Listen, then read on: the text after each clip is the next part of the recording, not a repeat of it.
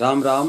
आज बाल कांड के 41, 42, 43, 44 और 45 इन 5 दोहों को हम पढ़ेंगे और उनके भाव को समझेंगे। श्री सीतानाथ समारंभा श्री रामानंदार्य मध्यमा अस्मदाचार्य पर्यन्तां वन्दे श्री गुरु परम्पराम्।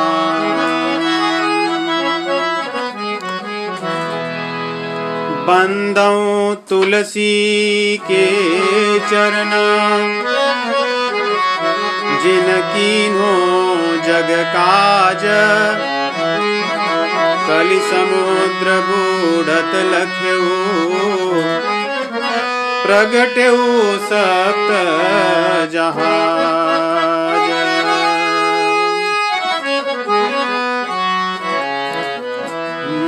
मेरे तो आधार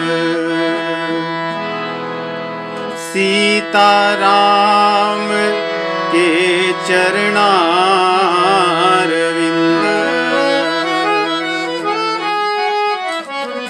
मेरे तो आधार सीताराम के चरणारविंद।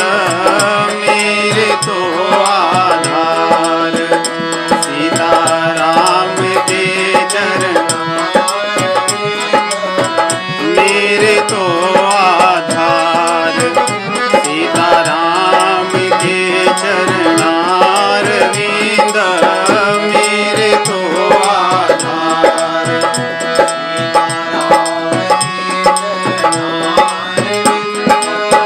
मेरे तो आधार सीताराम के चरणारविंद। मेरे तो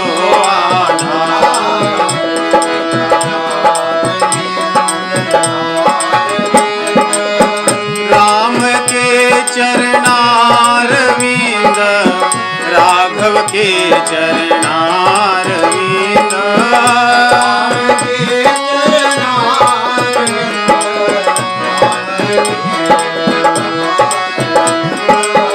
राम के चरणारविंद राघव के चरणारविंद।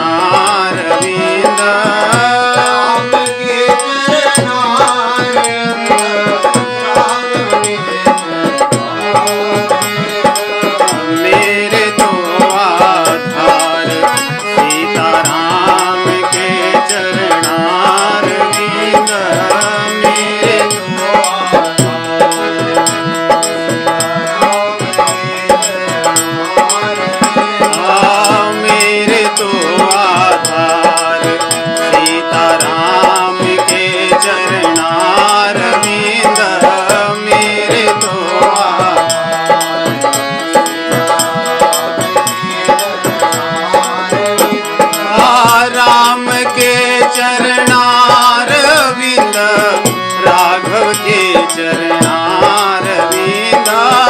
राम के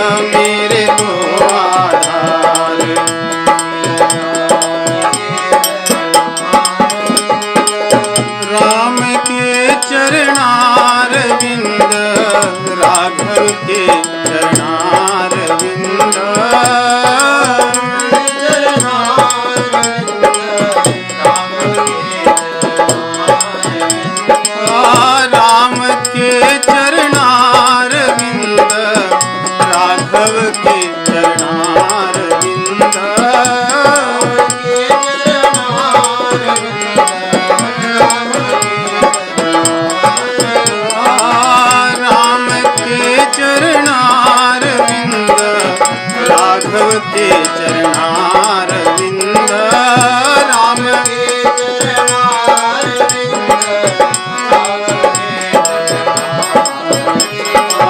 मेरे तो आधार सीताराम के चरणारविंद, मेरे तो आधार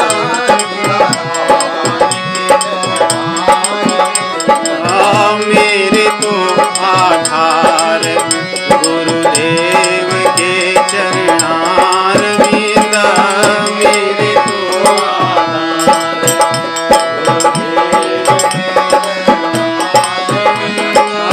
मेरे तो आधार गुरुदेव के चरणारविंद,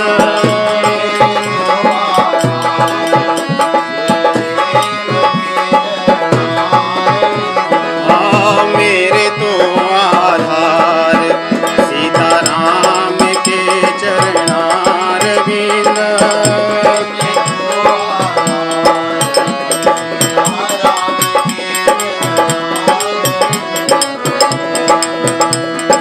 प्रेम से बोलो जय सिया रामा, प्रेम से बोलो।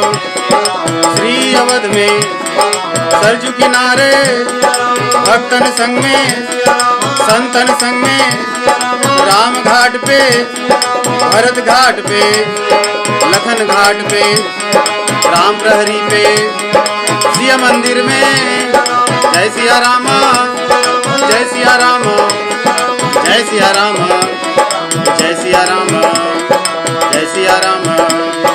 कनक भवन में फटिक शिला पे श्री परिक्रमा, श्री महल में हनुमत बाग में भक्तमाल में छोटी छावनी बड़ी छावनी, जय सिया राम, जय सिया राम, जय सिया राम, जय सिया राम। राजभवन में श्री मंदिर में राम गुलामी, जानकी कुंड में रंग महल में जन्मभूमि में रामकोट में गुप्तार घाट में जय सिया राम, जय सिया राम, जय सिया राम, जय सिया राम, जय सिया राम। स्वर्ग द्वार पे सिया रसोई नागेश्वर जी, हनुमानगढ़ी में राजा मंदिर, तुलसी भवन में मणिराम छावनी। प्रेम से बोलो जोर से बोलो दास राम के जय सिया रामा, जय सिया रामा, जय सिया रामा, जय सिया रामा, जय सिया रामा, जय सिया रामा। मेरे तो आधार सीताराम के चरणारविंद, मेरे तो आधार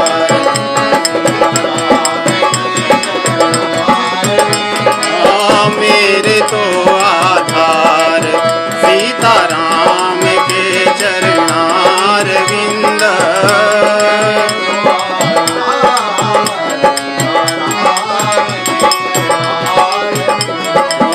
मेरे तो आधार गुरुदेव के चरणारविंद, मेरे तो आधार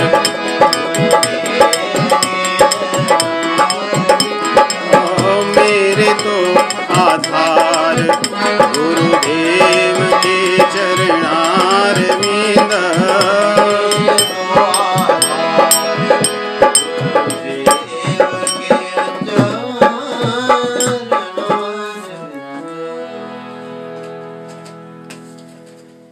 पिछली बार हमने 40वें दोहे में देखा कि किस प्रकार गोस्वामी तुलसीदास जी महाराज जो भगवान श्री रामचंद्र जी की पावनी मंगलमयी जो कथा है, जो श्री रामचंद्र जी का चरित्र है, चरित्र रूपी जो मानस सरोवर उनके हृदय में विराजमान है, उसको नदी के रूप में किस प्रकार प्रवाहित करते हैं। और वो नदी जहां जहां से होकर जाती है, वहां जो गांव हैं, पूर्वे हैं, नगर हैं, उनका वर्णन करते हैं। यहां पर बैठा जो संतों का समाज है, इस नदी के किनारे श्री रामचंद्र का जो चरित्र है, जो चरित्र रूपी जो नदी बह रही है, उसके किनारे कथा करने वालों का, कथा सुनने वालों का तथा सत्संगियों का जो जमावड़ा है, इसमें रहने वाले विविध प्रकार के जो जलचर हैं। आगे उसी नदी का वर्णन दोहे में करते हैं। कहते हैं कि जो नदी है, जिसका उन्होंने नाम सरयू दिया है, यहां पर कहते हैं बड़ी सुहावनी है। उसी प्रकार जैसे राम जी के चरित्र में सीता माता जी का जो स्वयंवर है वो सुहावना है, बड़ा अद्भुत है। इस प्रकार का स्वयंवर अन्यत्र देखने को नहीं मिलता। ये बहुत विलक्षण है स्वयंवर। उसी प्रकार ये जो नदी है, ये सदैव सुहावनी रहती है। और इस नदी में विहार करने वाले जो लोग हैं, जो नौका है, नौका को चलाने वाले लोग हैं, और इस नौका में अन्य बैठे हुए जो लोग हैं। जब कोई नदी बड़ी सुंदर होती है तो व्यक्ति उसमें विहार करना चाहता है नाव में बैठकर। तो इस नदी में जो विहार करने वाले लोग हैं वे कौन हैं? इस नदी में नाव कौन है और नाव के खेने वाले केवट कौन है? गोस्वामी जी कहते हैं, नदी नाव पटु प्रश्न अनेका, केवट कुशल उतर सविवेका।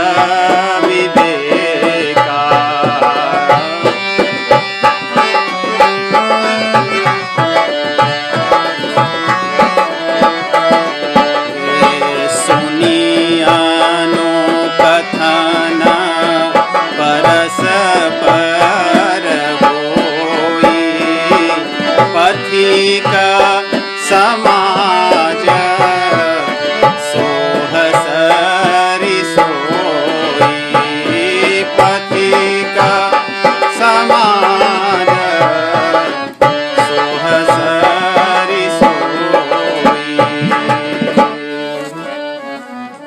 किस नदी में जो नौका वही लोग हैं जो प्रश्न पूछने वाले हैं, पटु प्रश्न। जो इसके पूछने वाले बड़े सुंदर अच्छे जो प्रश्न पूछने वाले लोग हैं, सोच विचार कर जो प्रश्न पूछने वाले लोग हैं। ऐसे नहीं कि कुछ भी प्रश्न पूछ लिए, कुतर्कियों वाले प्रश्न नहीं, कह रहे हैं जो पटु प्रश्न, वही इस नदी में नौका का कार्य कर रही है। और जो कुशलता पूर्वक सोच विचार कर अच्छे से समझाकर जो उत्तर दे रहे हैं, वही इसके खेने वाले केवट हैं। और इन प्रश्न और उत्तर को सुनकर जो लोग आपस में भगवान की कथा का चर्चा करते हैं, कथा की चर्चा करते हैं, वही इसके नदी में बैठे हुए या नाव में बैठे हुए अन्य पथिक लोग हैं। तो इस प्रकार इस नदी में विहार कर रहे हैं, प्रश्न पूछ करके उसका उत्तर दे करके और प्रश्न उत्तर को सुनकर उनकी चर्चा करके। और कभी कभी इस नदी में थोड़ी उथल पुथल हो जाती है। जैसे नदी में कभी बाढ़ आ जाए, अधिक वर्षा हो जाए, जो उसके किनारे के बने हुए जो घाट हैं टूट जाएं। कहते हैं ऐसा इस नदी में भी हुआ। जब परशुराम जी क्रोध पूर्वक आए सीता माता जी के स्वयंवर में, धनुष भंग हो जाने के बाद ऐसा लगा कि अब बाढ़ आ जाएगी, सब डूब जाएंगे। लेकिन भगवान श्री रामचंद्र जी की जो मधुर वाणी थी, उन्होंने किस प्रकार अपनी मधुर वाणी से उनके क्रोध को शांत कर दिया। और उन्हें आभास हो गया कि मेरे सम्मुख जो खड़े हैं यही परात्पर ब्रह्म परात्पर ब्रह्म भगवान श्री राम हैं और किस प्रकार उनको अपने अस्त्र शस्त्र दे करके वे प्रेम से चले गए। तो इस प्रकार जब नदी में बाढ़ आई तो नदी के जो घाट थे उनको भगवान ने अपनी वाणी से किस प्रकार बांध दिया और सभी भाइयों का, चारों भाइयों का जो विवाह है वही इस नदी में उमग है, उछाल है। जब नदी कभी हिलकोरे लेकर के आनंद में बहती है, जब किसी की हानि नहीं करती और उस हिलकोरों को देख करके आनंद होता है, मन में प्रसन्नता होती है, वही चारों भाइयों का विवाह है। कहत सुनत हर्षहि पुलकाई, कहत सुनत हर्षहि पुलकाई, ते सुकृति मन मुदित नहाई, ते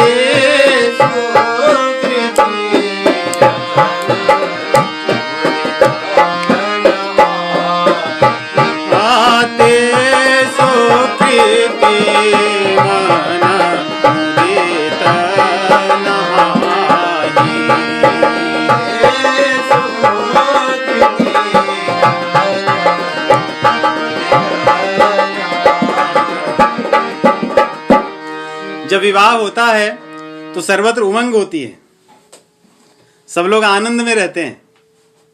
वैसे ही यहां पर जो विवाह चल रहा है या नदी में जो उमंग है उसमें भी नहाने वाले लोग हैं।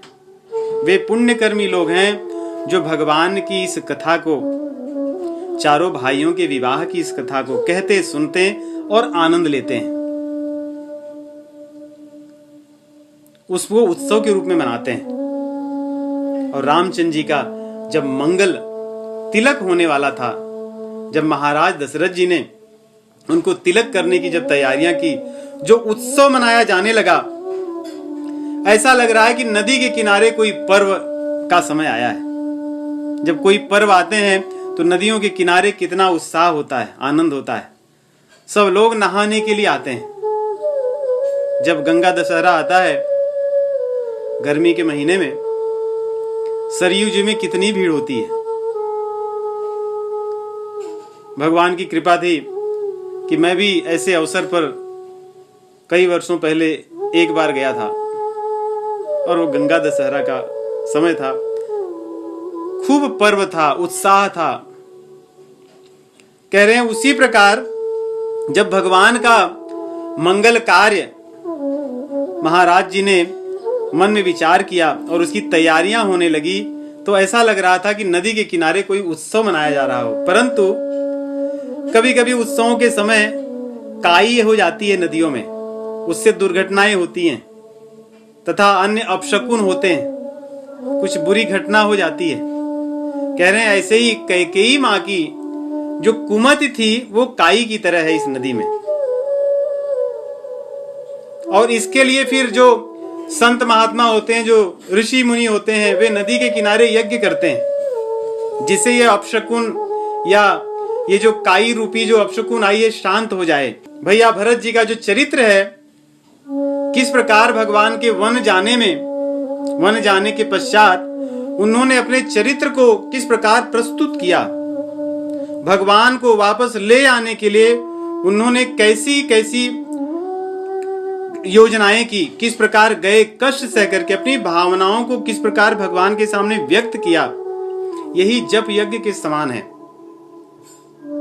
भरत जी का चरित्र उजागर तो भगवान श्री रामचंद्र जी के वन गमन होने पर ही होता है। भगवान का जब वन गमन हो जाता है तब भैया भरत जी का चरित्र उजागर होता है, उदित होता है। तो कह रहे हैं इनका जो चरित्र है ये जप और यज्ञ के समान है। और इस नदी में कुछ कौवे और बगुले भी हैं अगल बगल।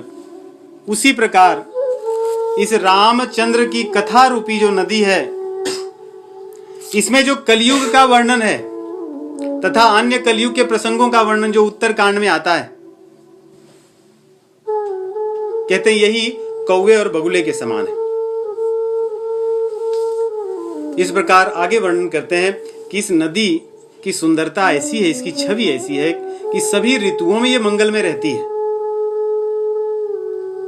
जो 6 ऋतुएं हैं हमारी, हेमंत, शिशिर, वसंत, ग्रीष्म, वर्षा और शरद, कहते हैं इन सभी ऋतुओं में ये नदी सुहावनी रहती है, आनंददायक रहती है।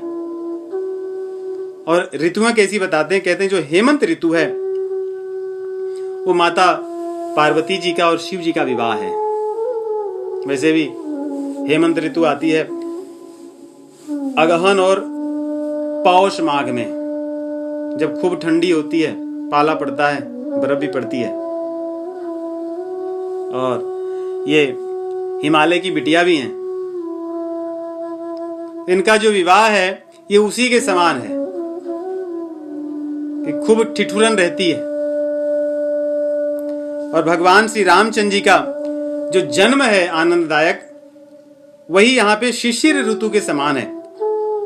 शिशिर ऋतु आती है माघ और फाल्गुन महीना, जब ठंडी धीरे धीरे कम होने लगती है, सब कुछ अच्छा लगने लगता है, दिन धीरे धीरे बढ़ने लगता है, आशा की किरण जगती है कि अब अच्छा समय आने वाला है, वसंत ऋतु आने वाली है। उसकी जब आस लगती है, वही भगवान श्री रामचंद्र जी का जन्म महोत्सव है शिशिर ऋतु। और रामचंद्र जी का जो विवाह है वो वसंत ऋतु है, क्योंकि इस विवाह में सब मंगल ही मंगल है, सब आनंद ही आनंद है। और यहाँ पर अयोध्या में, मिथिला में, सब जगह उत्सव मनाया जाता है। और यहीं से आगे की जो भगवान की लीला है उसका पदार्पण होता है।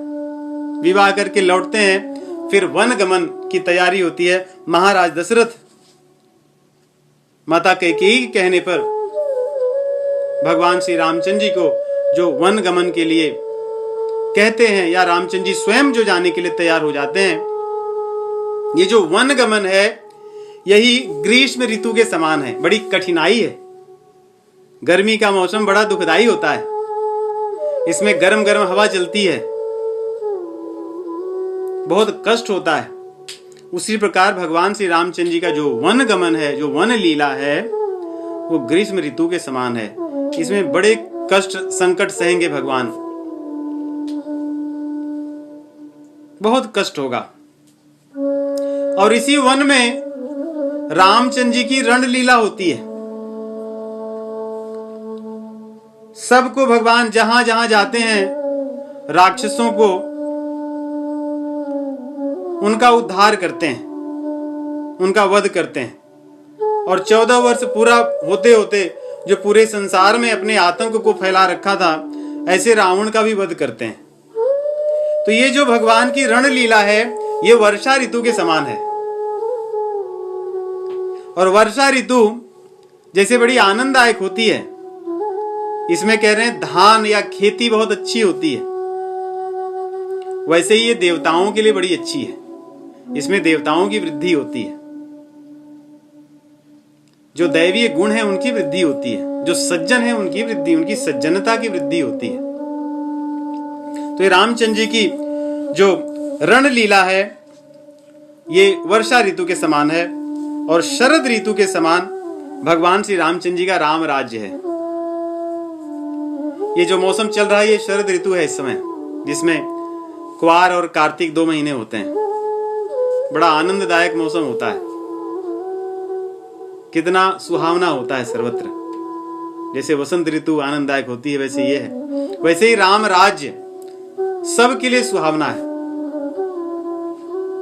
बैर न कर काहू सन कोई, राम प्रताप विषमता खोई। भगवान श्री रामचंद्र जी के राज्य में किसी का किसी से वैर नहीं था, सबके मन में दूसरों के लिए प्रेम था। वैसे ये शरद ऋतु है, कह रहे हैं कि शरद ऋतु को भगवान श्री रामचंद्र जी के राज्य के समान इसका वर्णन है। इस प्रकार गुरु जी एक बात और कहते हैं कि कोई भी ग्रंथ तब होता है जब उसमें ऋतु का भी वर्णन होता है। इसलिए गोस्वामी तुलसीदास जी ने यहाँ पे ऋतुओं का भी वर्णन किया है, 6 ऋतुओं का। और आगे कह रहे हैं कि इस नदी में श्री रामचंद्र के चरित्र रूपी, यश रूपी जो नदी बह रही है, इस नदी का जो जल है वो निर्मल होना चाहिए, तभी तो आनंददायक होता है, मधुर होना चाहिए और शीतल होना चाहिए। सीता माता जी का जो निर्मल चरित्र है, सती शिरोमणि सीता माता जी का, वही इस जल की निर्मलता है। और भैया भरत जी का चरित्र जो केवल चिंतन करने से ही मन को शांति देने वाला है। भरत जी का चरित्र केवल चिंतन किया जाए, मनन किया जाए, अपने आप मन भोग विलासों से दूर होकर के शांत हो जाता है। ऐसा वैराग्य है उनके चरित्र में कि केवल चिंतन मात्र से ही मन में वैराग्य उत्पन्न करता है। भैया भरत का जो चरित्र है वही इस नदी के जल की शीतलता है, शांति प्रदान करने वाला है। और इस जल में की जो मधुरता है, जो सुगंध है, वे सभी भाइयों का प्रेम है। ये चारों भाइयों का जो खेलना है, बोलना है, हंसना है, एक दूसरों के साथ जो उनका प्रेम है, ये इसकी निर्मलता है, ये इसकी मधुरता और सुगंध है। ये ऐसे भाई थे जो एक दूसरे को जिताने के लिए परेशान रहते थे। हारे हो खेल जितावई मोही, कहते हैं कि हारते रहते भगवान उनको जिताते थे। दूसरा हारने के लिए प्रयत्न करता कि मैं हार गया हूं, ऐसा इनका प्रेम था। यही इस जल की मधुरता है, यही इस जल की सुगंध है। और जल कैसा भी हो, कितना भी अच्छा हो, लेकिन यदि जल कठोर हो, भारी हो, तो वो जल पचने योग्य नहीं होता।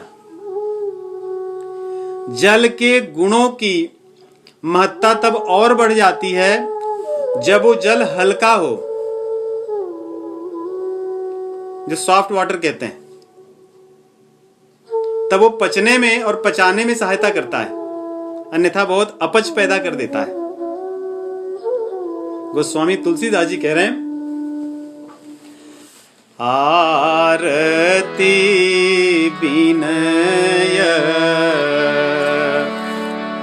दीनता मोरी, आरती विनय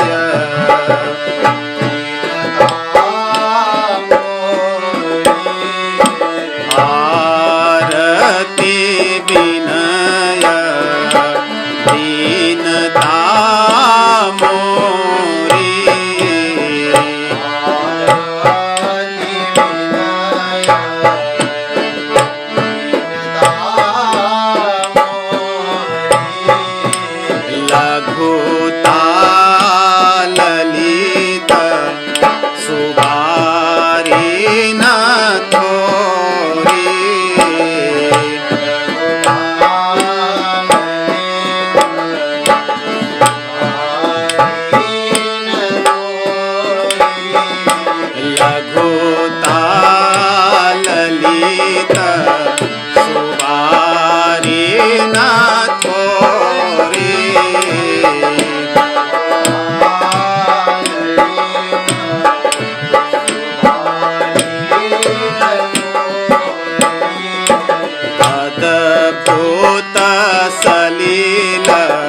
सुनत गुणकारी, अद्भुत सलील गुणकारी, आस पियास मनोमल भारी,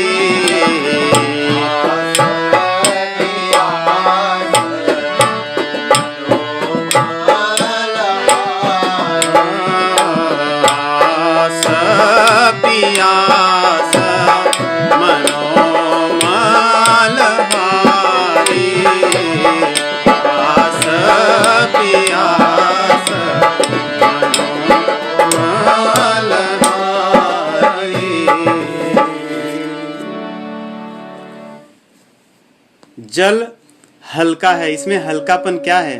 कहते हैं मेरी आर्त, मेरी भावना, मेरी दीनता और मेरी विनम्रता,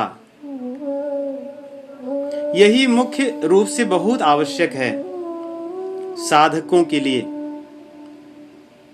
हम कितना भी जप तप साधना करें, हमारे भीतर यदि दैन्यता न हो, उसका फल जो मिलना है नहीं मिलेगा। यही बहुत बड़ा बाधक है। गोस्वामी जी कह रहे हैं कि मेरी जो दीनता है, मेरी जो विनम्रता है, जो मेरी आर्त है, वही इस जल का हल्कापन है। ये कम थोड़े ही है, अर्थात इसका महत्व बहुत अधिक है। इसकी तरफ ध्यान दीजिए, ऐसा कह रहे हैं। ये रहने से ही ये जो रामचरित्र है, इसको हम समझ पाएंगे, इसके आनंद को ले पाएंगे। अन्यथा इसके आनंद को हम नहीं ले सकते, इसको हम नहीं समझ सकते, ये हमारे हृदय में प्रकट नहीं होगा। और कथा कहने वाले में, कथा सुनने वाले में दैन्यता आवश्यक है। दैन्यता के बिना न तो कथा कही जा सकती है और न तो कथा सुनी जा सकती है। जैसे जल है, जल के कई उपयोग हैं। उसको पीने के लिए उससे संतुष्टि होती है, उससे मैल को दूर किया जाता है। जल पी करके मन तृप्त हो जाता है, प्यास बुझ जाती है। वैसे इस रामचरित्र रूपी जो जल है, इस नदी में जो बह रहा है, इससे भी प्यास बुझती है। कौन सी प्यास? आशा रूपी विषय वासनाओं की जो प्यास है वो बुझ जाती है इस जल से। और इस जल से हमारे हृदय में बैठे हुए जो विकार हैं, कलयुग की जो कलुषता है, जो पाप रूपी जो कलुषता बैठी है, वो साफ हो जाती है, वो धूल करके नष्ट हो जाती है। और इस जल को पीने से जो हमारी थकावट है संसार की, संसार में भ्रमण करते करते जो थक जाते हैं हम, वो थकावट दूर होती है। आने जाने का जो चक्र है बंद हो जाता है। ये जल बहुत गुणकारी जल है और संतोष को भी संतुष्ट करने वाला जल है। इस जल से संतोष की भावना मन में प्रकट होती है। पाप के कारण उत्पन्न जो हमारी दरिद्रता है, जो दोष हैं, ये इस जल को पीने से नष्ट होते हैं, इस जल का सेवन करने से नष्ट होते हैं। काम क्रोध मोह आदि जो हृदय में बैठे जो विकार हैं, ये धुल करके नष्ट होते हैं। और जैसे जल से पेड़ पौधों की वृद्धि होती है, वैसे इस रामचरित्र यश रूपी जो जल है, ये दो तीन चीजों को बढ़ाता है। कहते हैं एक तो ये विवेक और वैराग्य को बढ़ाता है, और जो राम प्रेम की जो भक्ति है, जो भक्ति रूपी जो पौधा है, जो बीज है, उसको सींचता है। उससे हमारे हृदय में भगवान के चरणों में भक्ति बढ़ती है, प्रेम बढ़ता है। तो इस प्रकार ये जल बहुत गुणकारी है। लेकिन जल गुणकारी हो, किसी व्यक्ति को अमृत उठा करके दे दो, लाभ तो तभी होगा जब उसको वो पिएगा। जब न पिए तो उस जल का कोई लाभ नहीं है। तो जल का हम सेवन करें तभी अपने प्रभाव को, गुण को प्रकट करेगा। और जिसने इस जल का सेवन नहीं किया, मान लो उसने अपने जीवन को व्यर्थ कर दिया। कलयुग ने उसको ठग लिया। सब युगों में कलयुग बड़ा एक तरह से अच्छा युग है कि कम साधना करके ही भगवान को पा सकते हैं। लेकिन मान लो जिस व्यक्ति ने इस रामचरित सर का जो जल है, इस नदी का जो जल है, इस जल का सेवन नहीं किया, इसने अपने मन को नहीं धोया, तो कलयुग ने उसको छल लिया, वो छला गया, उसका जीवन व्यर्थ हो गया। उसको जल मिला था, उसने उसको ग्रहण नहीं किया। ये हमारा सौभाग्य है कि हमें ये रामचरित मानस रूपी सरोवर से निकली हुई सरयू जो नदी है, श्री रामचंद्र जी के चरित्र रूपी, इनमें स्नान करना चाहिए। अन्यथा इसको पाकर हम वैसे ही इसको व्यक्त कर दिए जैसे किसी व्यक्ति के हाथ में अमृत हो, फिर भी वो प्यासा मरता रहे। जिन यही बारी न मानस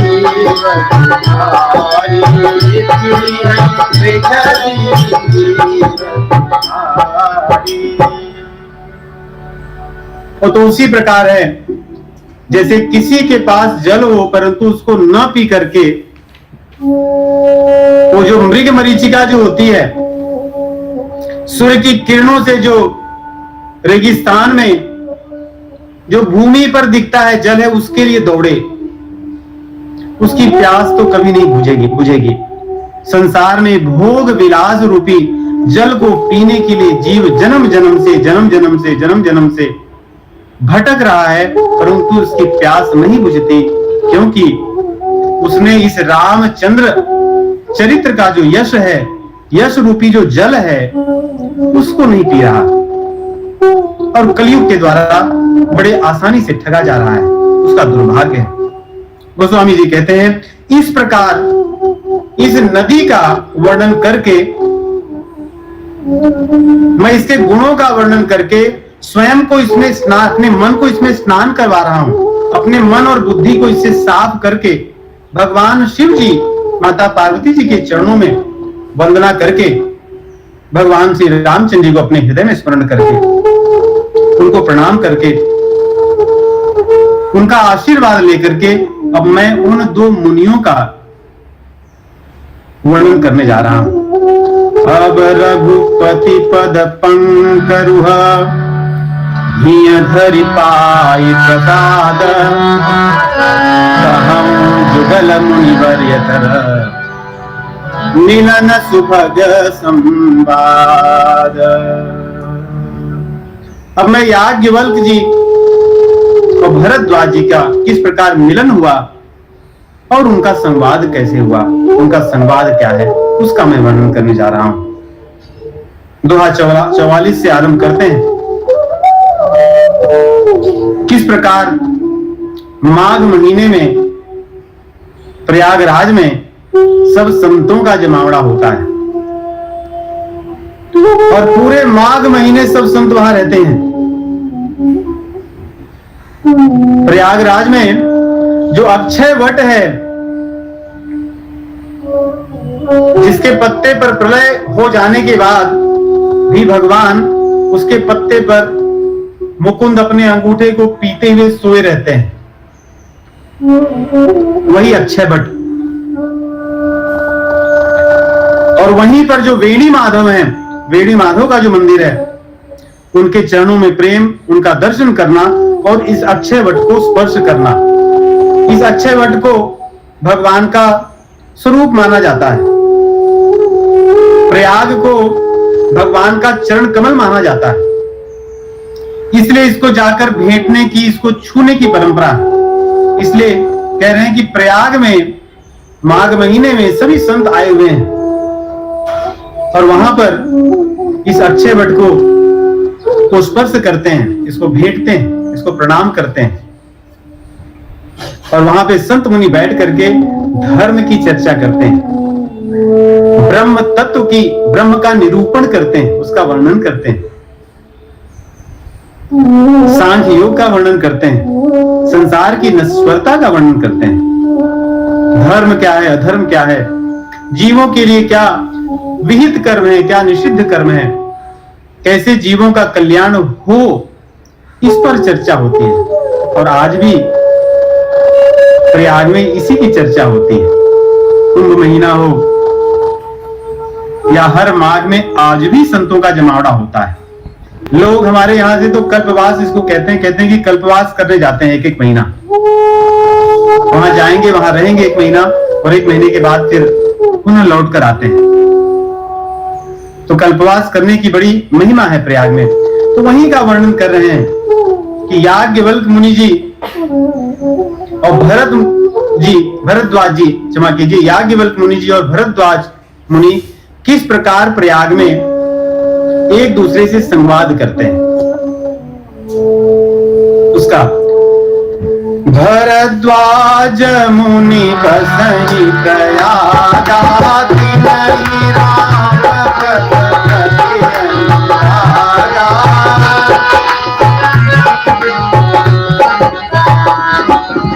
तापस समदम दयालु माना, परमारथ पथ बरन माधव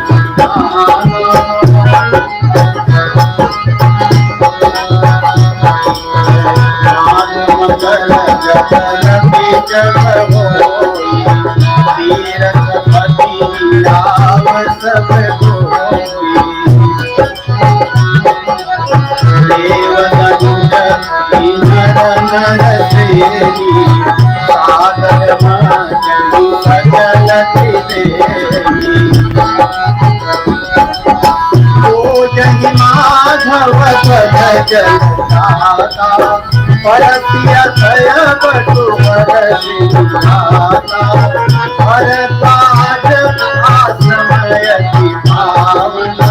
परम राम्य मुनि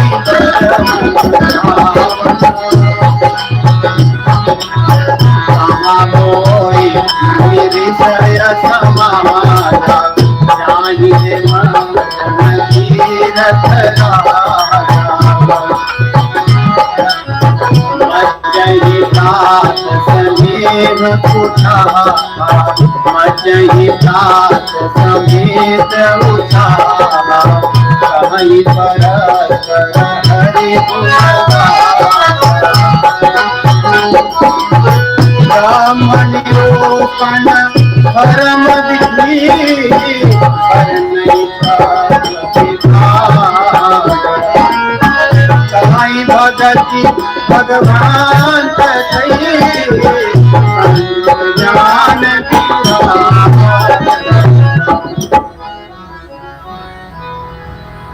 तो भरद्वाज मुनि ये प्रयाग में बसते हैं और प्रयाग में बसने पर इनकी दिनचर्या तो देखिए। तापस सम दम दया निधाना, परमारथ पथ परम सुजाना। इनका रास्ता कौन सा है? परमार्थ का, और कोई रास्ता नहीं है। तपस्या इनके जीवन का भाग है। सम है ना, श्रम भाव, सब कुछ शमन है इनका और समभाव है। सर्वत्र भगवान को देखने वाले हैं ये। और दम, इंद्रियों का दमन और मन का शमन, तभी व्यक्ति समभाव को प्राप्त करता है। तो यहां पे सम का दोनों अर्थ कीजिए, सम का शमन और सम का समदर्शी। सर्वत्र भगवान को देखने वाले और दया के निधान हैं। दया के निधान हैं, इसीलिए परमार्थ के मार्ग में हैं। अन्यथा दया के बिना परमार्थ के मार्ग में व्यक्ति नहीं हो सकता। दया धर्म का मूल है, पाप मूल अभिमान। दया धर्म का मूल है, पाप मूल अभिमान।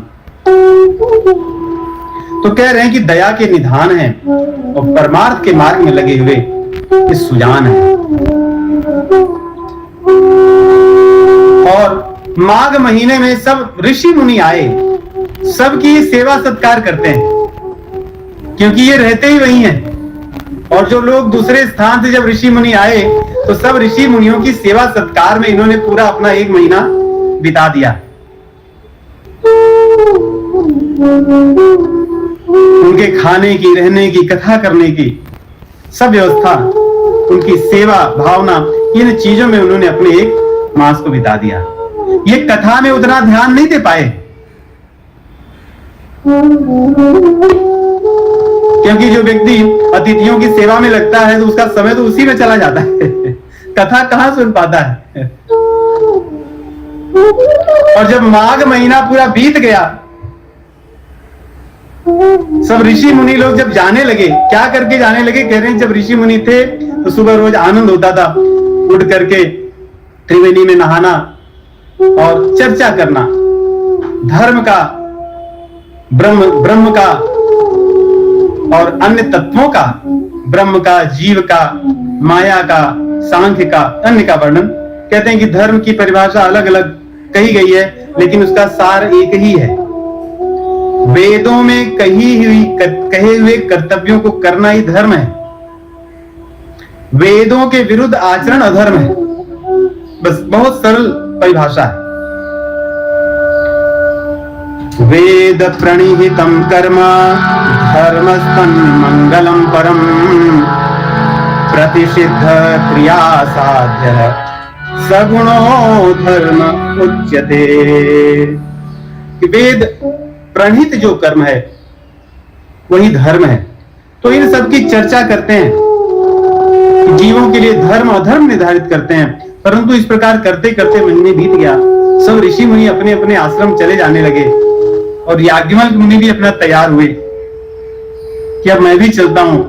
तब भरद्वाज मुनि के मन में बड़ी ग्लानि हुई कि अब ये भी चले जाएंगे, मेरे मन में तो बहुत कथा सुनने की इच्छा है, कैसे सुन पाऊंगा। बड़े दुखी हुए, इसलिए उन्होंने दौड़ करके याज्ञवल्क्य जी के चरण को पकड़कर लटक गए कि अब मैं आपको जाने नहीं दूंगा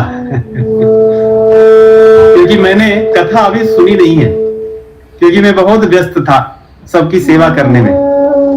अब आप रहिए और मुझे कथा सुनाइए, फिर जाइए। कह रहे हैं जाग बलिक मुनि परम विवेकी, जाग बलिक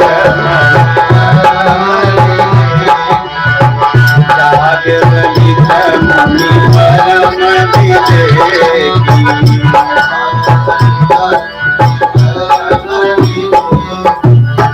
भरद्वाज राखे पद टेकी,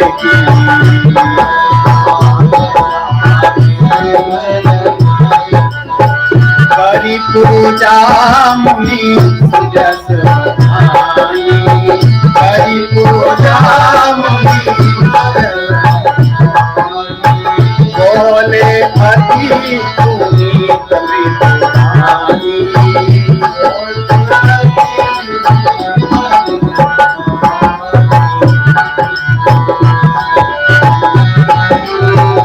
क्या कह रहे हैं हमको?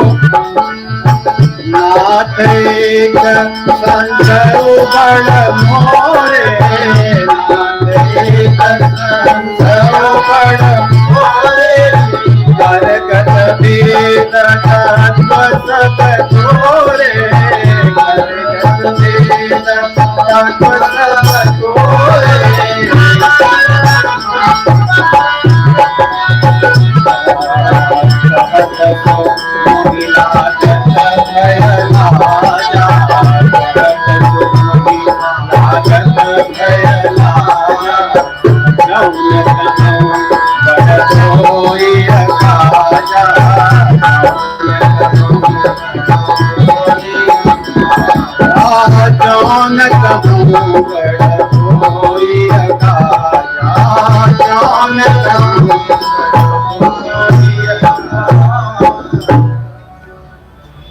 कितना सुंदर उन्होंने कहा कि अब मैं आपको जाने नहीं दूंगा। उन्होंने उनके चरण को धोया, उनकी पूजा की और सम्मान पूर्वक उनको बैठाया, उनके यश का गान किया। ये मर्यादा है। जिससे हमें भगवान की कथा का श्रवण करना हो, उन संत की पूजा करनी चाहिए, उनके सद्गुणों का वर्णन करना चाहिए। झूठी प्रशंसा की बात नहीं, उनके सद्गुणों का वर्णन, क्योंकि संतों के सद्गुण ऐसे हैं जिसको तो भगवान भी नहीं गा सकते। संतों का सद्गुण ऐसा है, भगवान भी उसको गाने में सकुचाते हैं, क्योंकि उनका चरित्र तो विशाल होता है, अनंत होता है। तो यहाँ पे कह रहे हैं उन्होंने उनकी पूजा की, उनके सुयश का वर्णन किया और बड़ी विनम्रता से एक बात बोले। कह रहे हैं कि हे नाथ, मेरे मन में एक संशय है। सुजी भरद्वाज जी कह रहे हैं याज्ञवल्क्य जी से,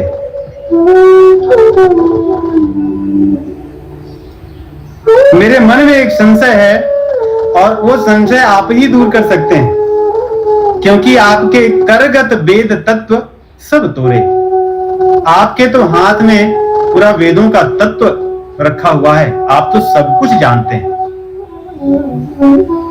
आप तो भूत भविष्य और वर्तमान को जानने वाले हैं। आप तो भगवान की सभी लीलाओं को देखते जानते हैं, इसलिए आप ही मेरे उस संशय को दूर कर सकते हैं। कह रहे हैं कि अगर ये मैं संशय नहीं कहूं, कहत सो मोहि लागत भय लाजा, जो न कहूं बड़ हो ये काजा।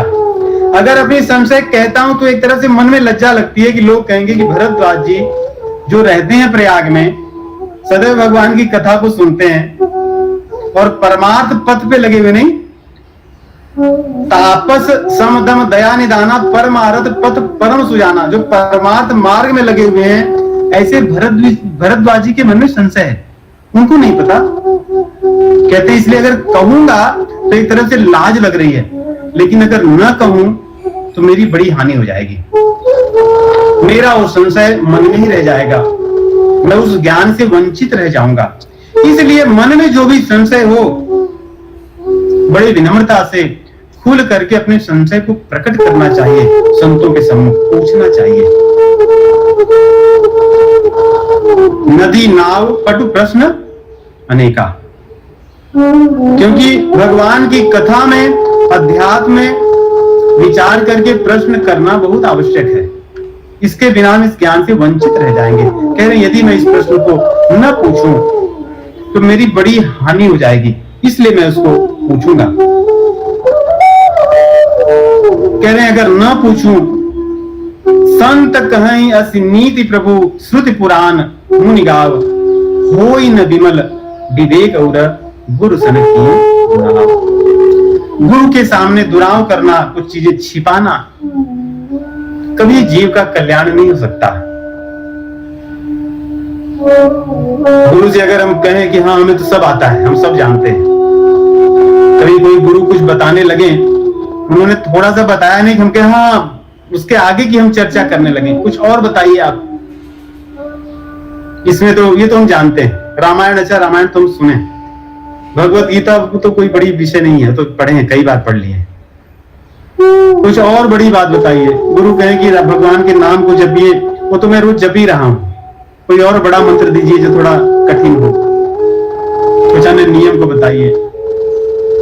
ये एक तरह से दुराव है, दुराव अर्थात छिपाना है, अपनी कमियों को छिपाना और अपने भीतर जो गुण नहीं है उनको व्यक्त करना, ये आडंबर है, दम्भ है। और आध्यात्मिकता के मार्ग में ये सब चीजें हमारी बड़ी घातक हैं। कभी हम किसी से कुछ सीखना चाहें अध्यात्म की चीजें, तो उनको हम ज्ञान न दें, उनसे सुने, यदि वो कहें तब हम कहें। हम प्रश्न पूछ करके उनकी बातों को विनम्रता से ग्रहण करें, सुने, और उसके बाद प्रश्न के बाद यदि कुछ अनुप्रश्न हो तो उसको पूछे। तो यहाँ पे कह रहे हैं कि संत कहें असी नीति प्रभु श्रुत पुराण मुनि गाओ। संतों के मुख से मैंने सुना है, मुनि और पुराण भी यही गाते हैं, वेद भी यही गाते हैं कि हृदय में विवेक कभी उत्पन्न नहीं हो सकता यदि कोई व्यक्ति गुरु से या संतों से दुराव करता है, अपनी कमियों को छिपाकर अपनी बड़ाई प्रस्तुत करता है। इसलिए मैं ऐसी चीजें नहीं कहूंगा। अब आगे प्रश्न को पूछेंगे कि ये राम जी कौन है। तो इस प्रकार देखिए गोस्वामी तुलसीदास जी महाराज किस प्रकार भगवान श्री रामचंद्र जी की जो कथा, चरित्र रूपी जो सरोवर है, मान सरोवर जो उनके हृदय में व्याप्त है, ये अपने हृदय में नहीं रखे, इसको नदी के रूप में बहा रहे हैं। यदि वो अपने हृदय में रखते तो हम तक कैसे पहुंच पाती। सरोवर का जल सभी के काम नहीं आता। जब वो जल नदी के रूप में बह करके जाता है तो जहां जहां बहकर जाता है सबके काम आता है, सबके जीवन में लाभकारी होता है। वैसे गोस्वामी तुलसीदास जी महाराज जी के हृदय में जो श्री रामचरित मानस जो बैठा हुआ है, जो प्रकट है, इसको वो अपनी कविता के माध्यम से नदी के रूप में प्रवाहित कर रहे हैं। ये जो श्री रामचरित मानस पुस्तक के रूप में हम देख रहे हैं, यही उनकी कविता रूपी नदी है। यदि वे न बहाते तो हम लोग कहां से इसमें स्नान कर पाते। इसलिए उन्होंने आरंभ में कहा भी था कि कीरति भनी थी होती भली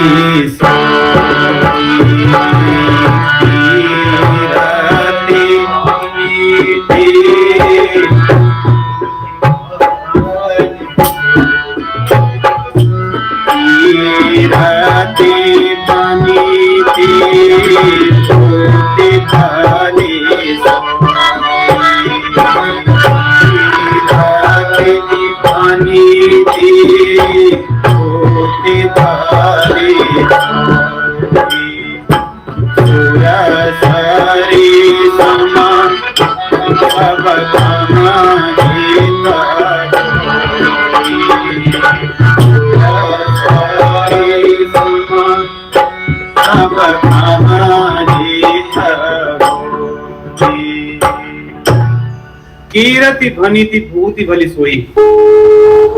भनीति अर्थात कविता तो वही भली है जो सबके हित की हो। इसलिए जो रामचरित मानस था उसको उन्होंने नदी के रूप में बहा करके या कविता के रूप में लिख करके हम सभी जीवों पर बहुत उपकार किया है। और इस नदी के जैसे हमने पिछली बार देखे कि दो किनारे हैं, एक लोक मत और एक वेद मत। उन्होंने इस नदी को इन दोनों कूलों के बीच मध्य में बस बहाया है। कभी बाढ़ नहीं आने दी, किसी की हानि नहीं होने दी, क्योंकि नदी जब अपनी मर्यादा में बहती है तो सबका हित करती है। जब अपनी मर्यादा छोड़ देती है तो उसके आश्रित रहने वाले जो उसके किनारे बसे हुए सभी की हानि करती है। इसी प्रकार जो रामचरित मानस है ये लोक मत और वेद मत दोनों मर्यादाओं में रहती है, इसलिए इसके आश्रित सभी लोगों का कल्याण होता है, किसी की हानि नहीं करती। इसीलिए भगवान की कथाएं तो बहुत लिखी गई, लेकिन पढ़ना सुनना गाना जितना इस रामचरित मानस का हुआ उतना अन्य का नहीं हुआ। बहुत प्रसिद्ध हुई है, क्योंकि इसमें गोस्वामी तुलसीदास जी कहते हैं ना कि मेरी दीनता है, आरति विनय दीनता मोरी। इसमें मेरी विनम्रता बैठी है, इसमें मेरी दीनता है, ये सबके लिए काम आने वाली है। इसीलिए कहते हैं कि राम जी की कथा तो बहुतों ने लिखी, परंतु गोस्वामी तुलसीदास जी की जो बात है वो बात तो कहीं और नहीं है। राम कथा बहुतों ने लिखी, रघुनाथ कथा बहुतों ने लिखी, तुलसी जैसी मर्याद कहां। सूरयनिक हिरे कर्ण मागत पवै सूरसा स्वाद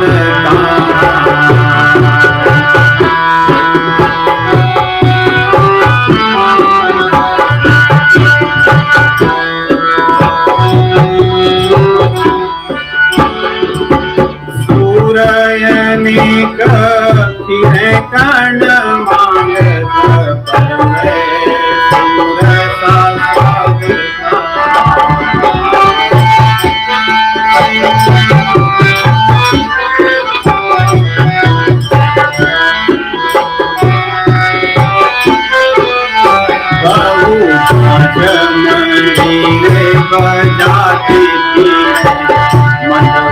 मीरा सी बात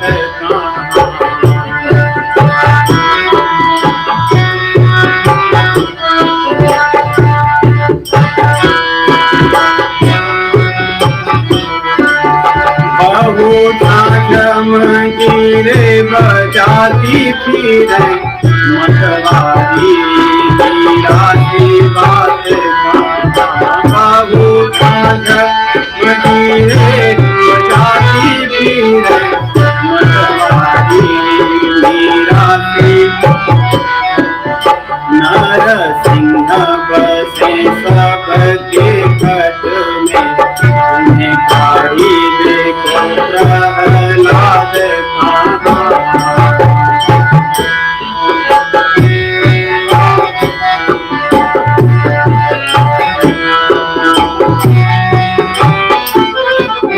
नरसिंह बसे सबके घट में उन्हें काढ़ी देखो प्रहलाद